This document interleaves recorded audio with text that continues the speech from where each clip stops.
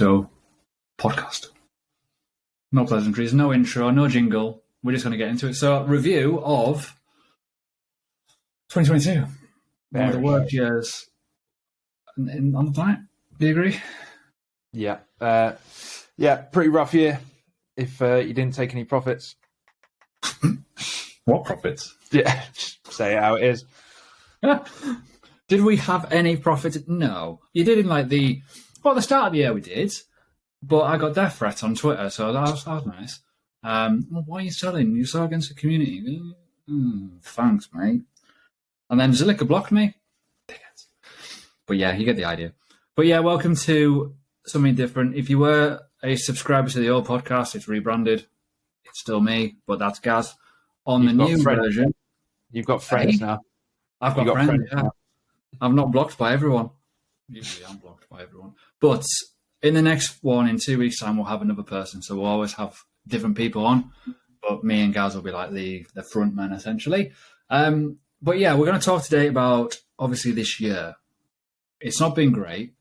And I've got a little thing on my left-hand side here. If you watch on YouTube, you'll probably see me looking to the left. Positives, negatives, and the negatives massively outweigh the positives. I'll put it that way. It's like the Titanic. It really is. And no hole's big enough, I suppose. But hey, it is one of those. But yeah, can you think of any positives randomly off the top of your head? Positives of 2022? Yeah, other than I think it's weird. It's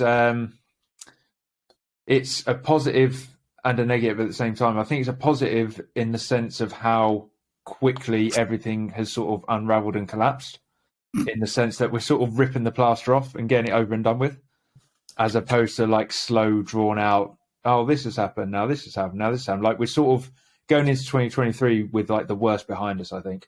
Famous last words. But that's what it feels like. Yeah, I agree. And then we're going to drop 50% tomorrow. Maybe. No, probably not. But yeah, I agree that we've had some collapses.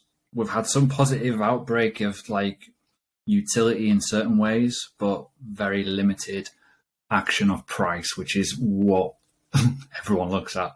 Even though I'm seeing ecosystems grow, I'm seeing revenue mechanisms grow, less exit scams kind of in the top projects. I say that with a massive pinch of salt because Luna went belly up. Luna. What else happened? Obviously FTX, yeah, crazy. But the reality is, right, we've got some positives in that sense that people are more turned on by crypto, i.e. NFTs, yay.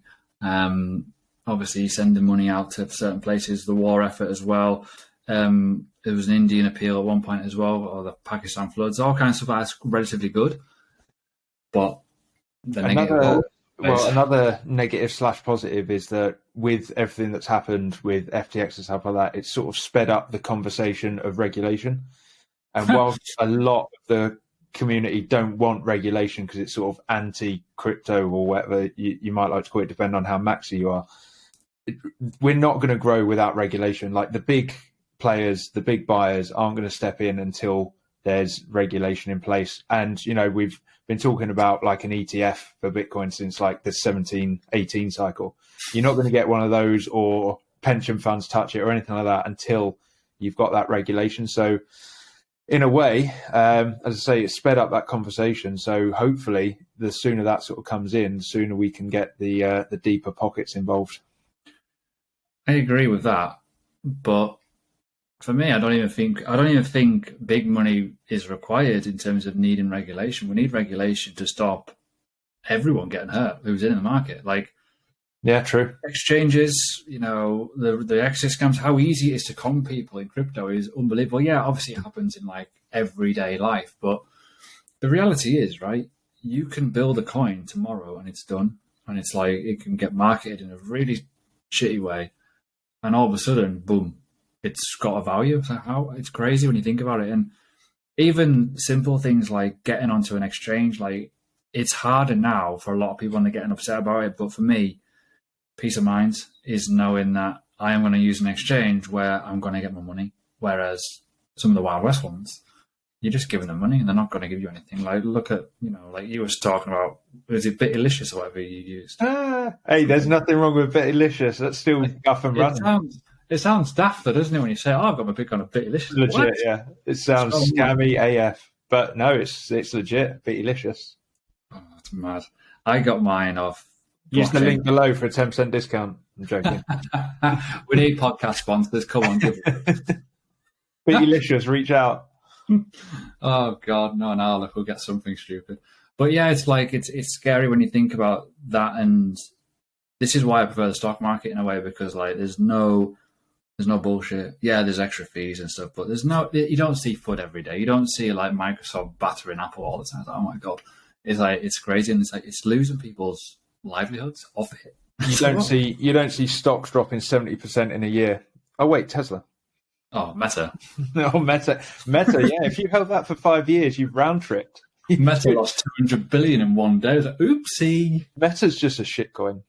Yeah. In fact, do you remember what I thought about the other day, which I'd completely forgotten about, is Facebook. Do you remember when Facebook were going to make a stable coin? Yeah, they were making a stable coin. What happened to that? Oh, it got killed. Like anything in the market. Like all the other shit projects. It's like, it's good until it's not, is like the motto of crypto, I think. Yeah. That should be it. Like, it's good until it's not. Or it's good until it blows up. It's good until it loses its hype. But I saw a screenshot the other day of like Meta, Pepsi, and another company all laughing and joking. Yeah. Like me, friend. And then it said on the caption, "This is where all of our money's gone." Literally because of that. That was the top of the market. Everyone says to me, "Oh, why did you take profits?" Look at the market. It's like obvious. It really. Euphoria. Oh, it was unbelievable, really. Everyone's getting rich. When we go back and think about it, and we think all the stuff on, like, the American talk shows, we think about all the endorsements on exchanges, social, everywhere, right? It was, you couldn't breathe. You went to your barber shop and they was talking about like crypto. Chaos. And like every single app in the finance on your phone was top. That's a good thing. Coinbase is top, or Robinhood's top. Yeah, that's actually really good. Apparently, that's a really good bull market top indicator. So I think I can't verify this. I saw it on Twitter. So, but I'm pretty sure someone said that the last 3 times that we've topped out in the market has been when Coinbase has been #1 app in the world, and then 2 weeks later, oof. Yeah, it literally. It's like when the music stops, and we're seeing it with the AI narrative now. It's pushing like hell. I mean, I love playing around with it. It's great, but wow, like these coins are pumping in a bear market with very limited volume and just hype because it's talked about in mainstream media. It's easy, very, very easy. But when the music stops and it cools down, free fall. Yes, can't wait.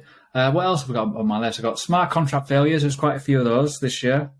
Last year, sorry. Obviously, some things just going, oopsie, that broke. Algorithmic stable coins. Yes. The main one. I think we've lost a peg on quite a few of them. Tron, Luna. The Luna one was scary. I got out just in the nick of time because I was using it. Yeah. I didn't have much risk in there because 19.5% was a lot. Looking back, it was stupid, wasn't it? Thinking that we could get away with that. What were we thinking? But I also think the same with like Nexo and like all these places and like Crypto.com. And like, how are they paying money? Like when we look at Binance, look at it for 120 days. I'm thinking to myself, how are they getting that money? I like the phrase, if you can't explain where the yield comes from, you are the yield. I do like that. Yeah. Makes sense though. So as soon as UST blew up, I took everything off of Nexo, BlockFi, Swissborg, everything. I was just like, right, old school crypto in my wallets. I don't care about yield. Yeah, I shot myself. I literally went, right, I'm on-chain staking with Polkadot, Glimmer, Near and all them. I was like, right, I'll do that. I'm not going to touch.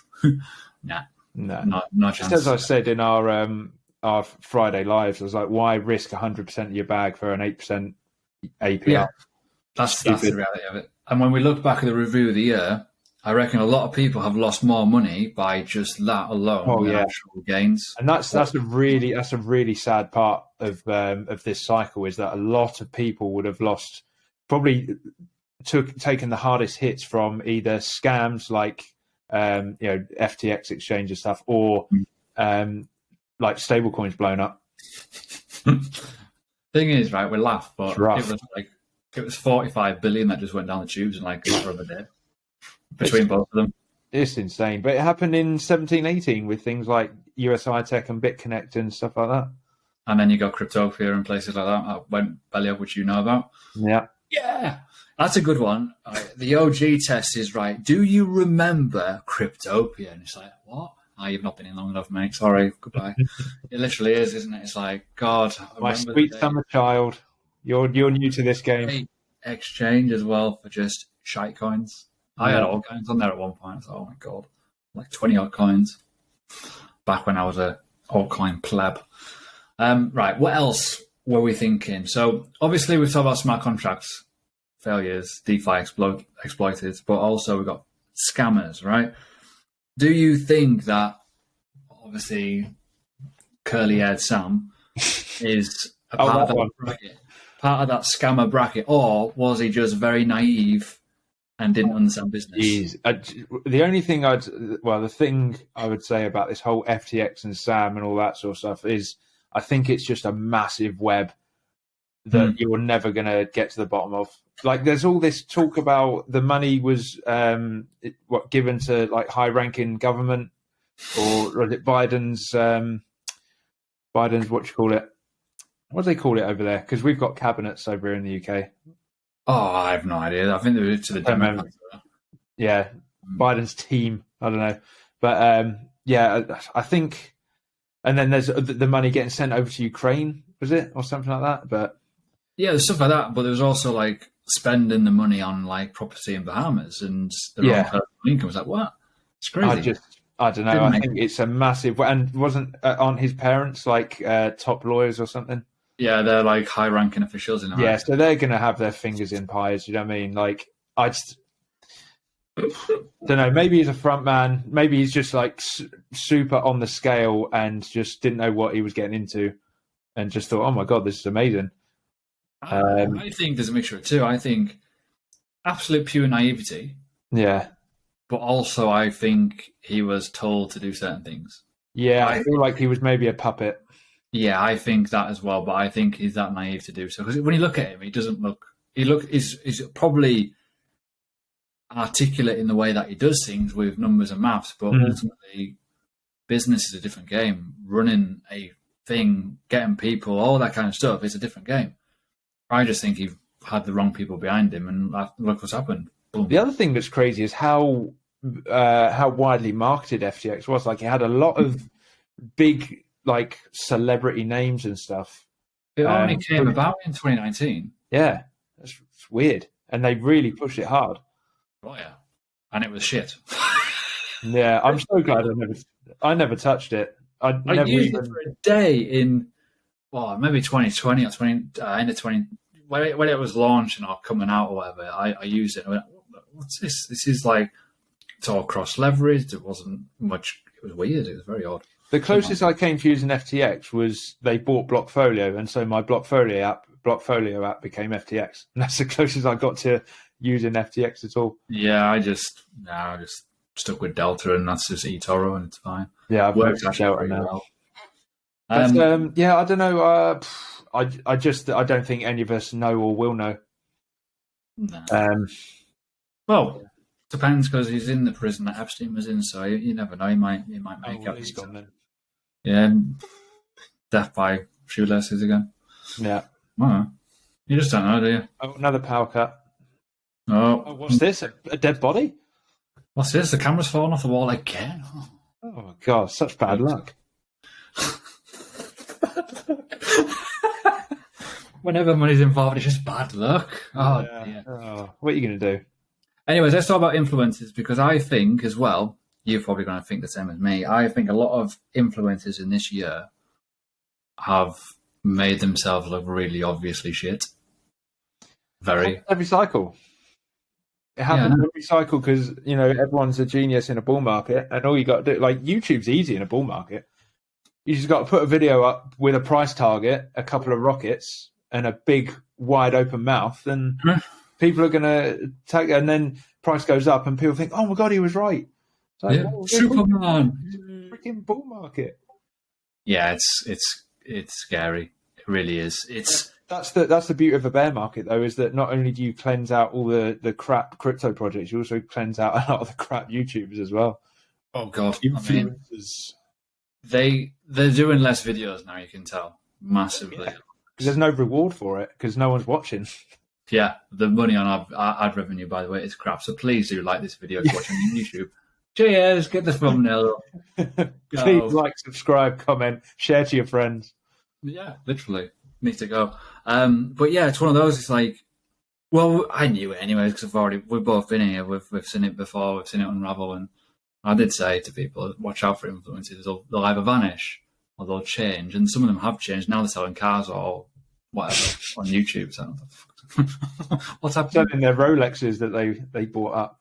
Yeah, they now become like, they do different things on their channel, like how to be like, I don't know, how to use AI effectively or something. The 5 ways to use ChatGPT. Is that fuck? You were doing crypto 3 weeks ago. Yeah, that's it. Yeah, that's it. Well, that's all they do. They just jump on the next hype train.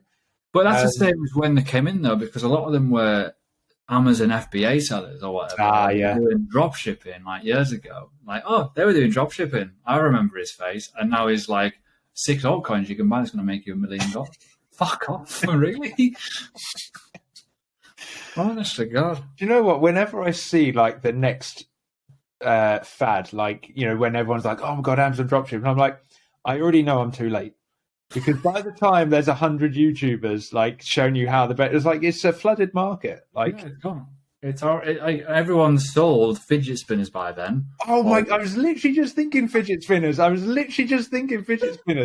Yeah, that's exactly it. And then you get stuck with 100 boxes of fidget spinners. Yeah, in because the garage.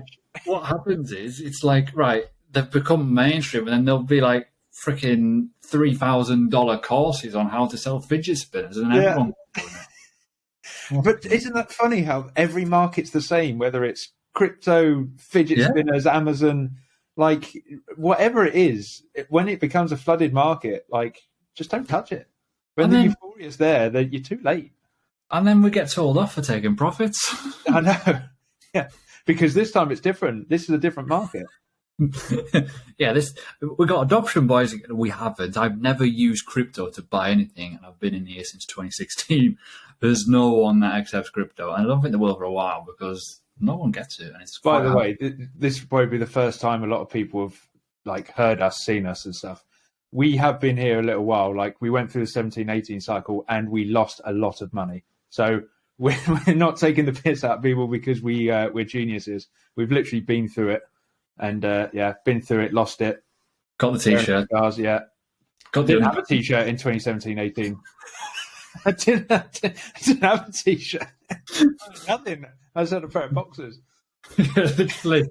I'm just thinking of the meme of the guy at the credit booth with like just in his pants. No, it's the astronaut sleeping on his mattress. An empty living room, just a mattress in a spacesuit, like we're going to the moon. Yeah, literally. And then he's like holding Luna. Oh, yeah. Shit. Just that ETF any day now, boys. Any day. It's like being in the XRP camp. Oh, dear. Any day now. We're going to... Oh, lawsuit. Oh, shit.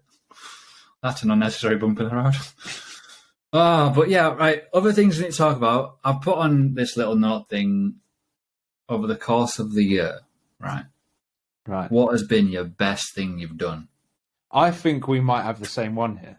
Probably. I think we do. I think it's by pure accident. Yeah. We're the same thing. Yeah. The best trade I've ever been in, and I didn't even realise I was in it. Yes. Unbelievable. So if you're unaware of this, if you've been in crypto for a while, we've got stable coins and they're in USD. Lovely. And the pound crashed significantly a lot because of UK policy. It went south real fast. It died.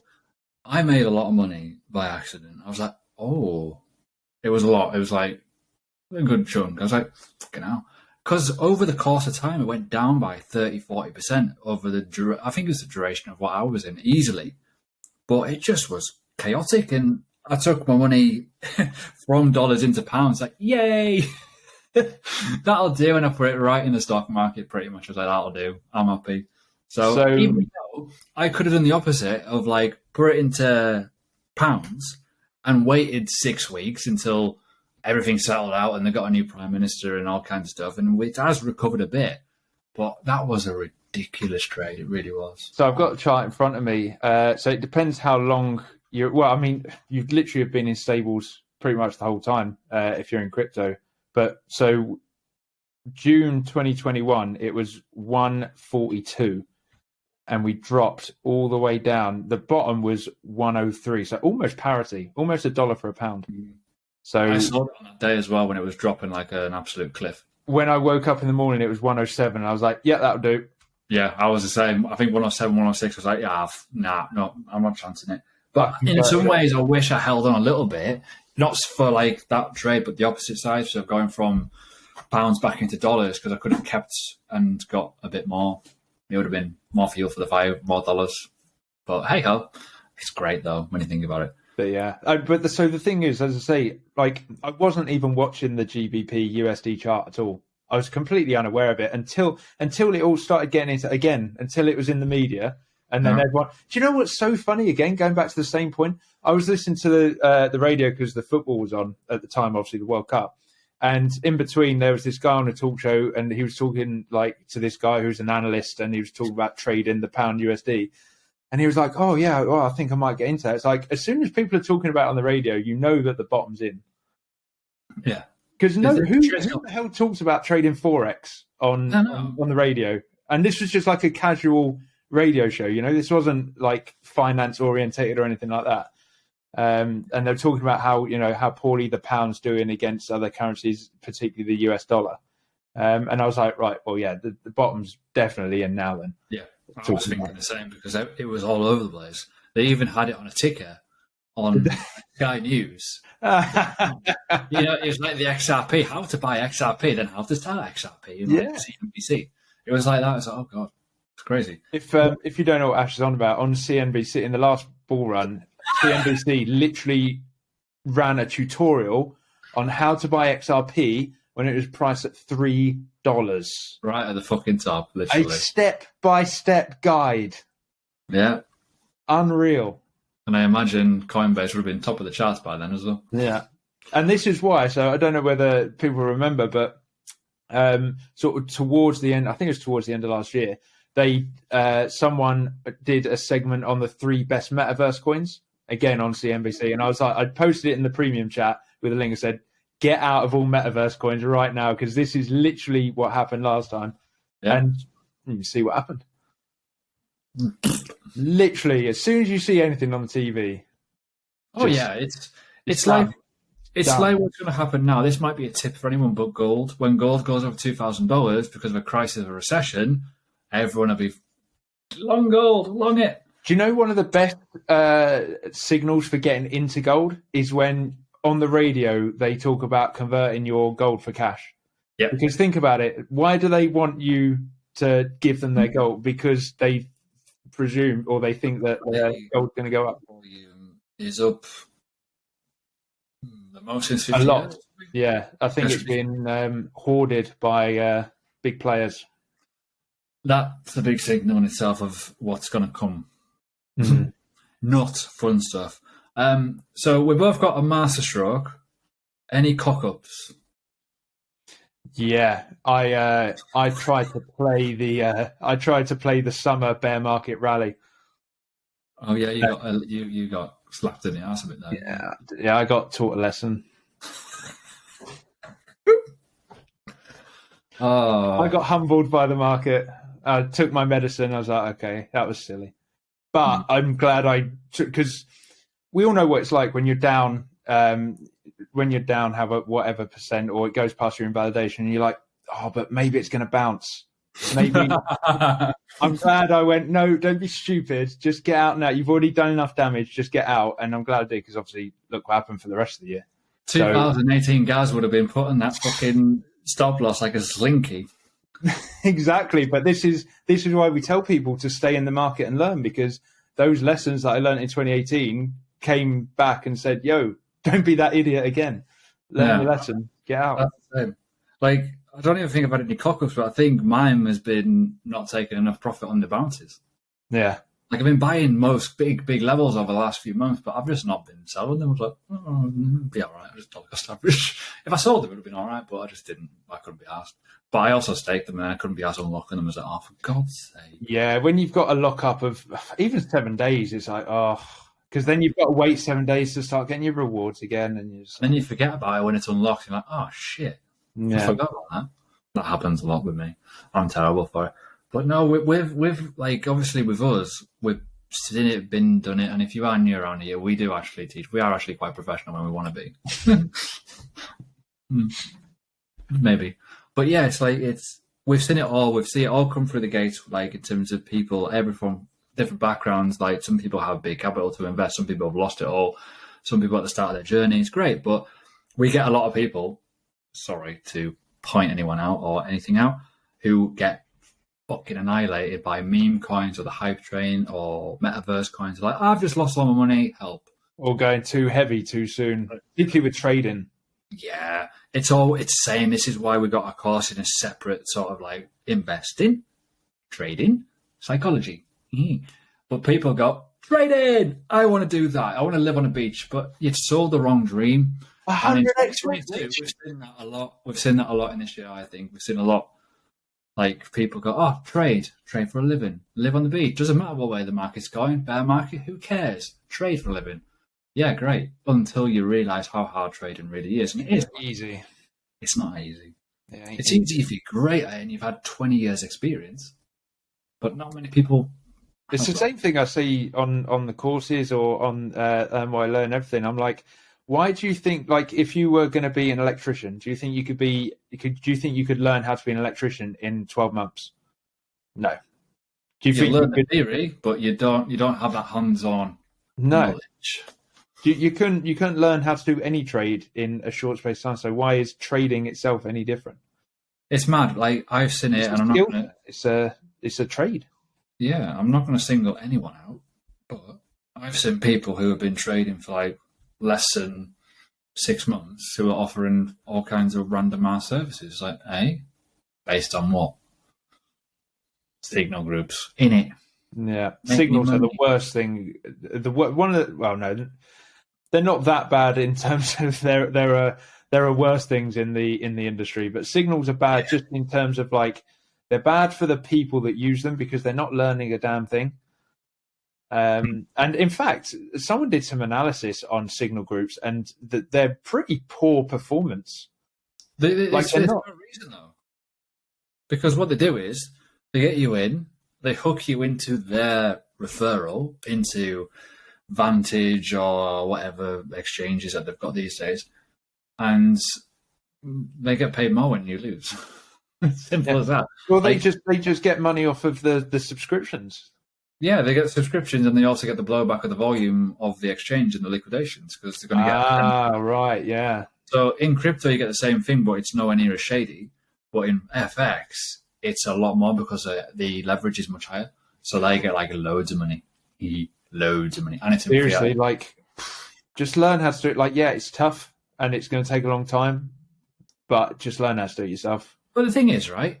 You are learning a skill for life that you can go anywhere around the world on your smartphone, in a laptop, and make money off candles. You can do it. And one of the main attractions for me is the fact that, like, your physical body, you can only work up until a certain age, then your physical body just isn't going to be able to keep up.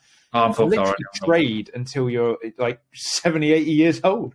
You could, or you could make a lot of money and retire early. Yeah, there's that one as well. Like, that's the thing. Like, there's a lot of people that come into the space wrongly, in my opinion, to try and make money quickly. Fast track. Yes, and they're not looking at the bigger picture. They're not looking at even the bigger picture in any market, macro market, financial markets, FX, whatever. Hair in the tortoise, you've got to build it up slowly. And people go, 100x leverage. I'll just do that, thank you. I can multiply my profit by 100? Yes, but you can also multiply your losses by 100 as well, which is more likely. Yeah, or 1,000 in that case, because you lose 10 in a row. Unbelievable. It's hard. It is. What's a liquidation? Why Why are Binance emailing me about a liquidation?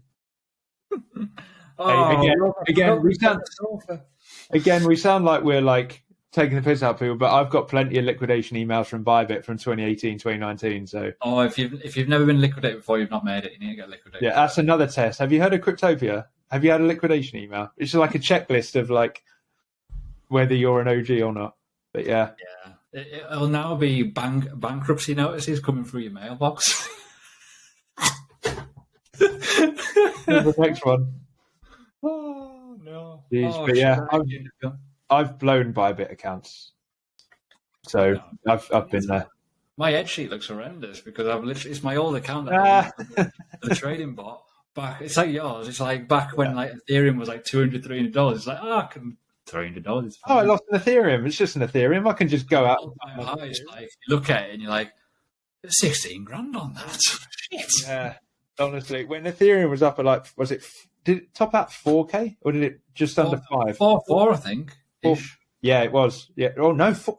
Wow, it went up to 4.8. It was supposed to be 10K though. Come on, we were wrong. 4.850. But yeah, honestly, when Ethereum was up at 4.850, and I was thinking back to, I was getting those flashbacks of where I was just like, oh, it's just an Ethereum. I just lost an Ethereum. It's okay. It's only a couple $100.